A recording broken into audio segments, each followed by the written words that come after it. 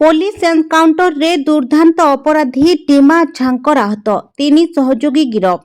संबलपुर जिला रेढ़ाखोल थाना पुलिस को मिली एक बड़ सफलता। बुधवार भोर पुलिस और अपराधी मध्य होइतिबा गुली विनिमय रे दुर्दांत अपराधी धनेश्वर झांकर ओरफ टीमा आहत होइछि। सूचना अनुसार आज भोर प्राय 5:45 समय रेढ़ाखोल थाना अंतर्गत दुमछाली जंगल अंचल रे टीमा और तांकर 3 जण सहयोगी लुचि रहितिबा नै पुलिस खबर पाइथिला।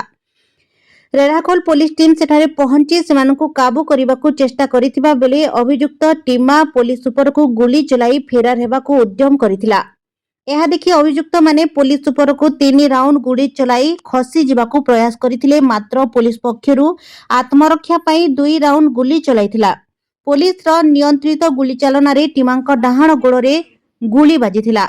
फलरे फेरार हेबारे विफल हेबारु घटनास्थलरु पुलिस टीमांक सह तांकर 3 जण सहयोगी को गिरफ करिथिला। गुलीबिद्ध होई गुरुतर टीमांक को उद्धार करा जाई चिकित्सा पाई प्रथमे रेढ़ाखोल उपखंड चिकित्सालय रे प्राथमिक चिकित्सा परे भीमसार रे भर्ती करा जायछि। अपर पक्षरे अपराधी मानक निकटरू एक पिस्तल, जीवंत गुली और एक बोलेरो गाड़ी, तार कटा जंत्र समेत विद्युत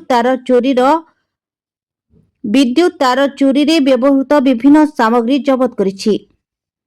सूचनायोग्य जे टीमा नामरे ओडिशार विभिन्न जिल्ला रे डकायती, राहजानी, आर्म्स एक्ट एवं एल्युमिनियम तार चोरी भली प्राय 41 रु अधिक संगीन मामला रहिछि। वर्तमान पुलिस एही घटनार अधिक तदंत जारी रखिछि।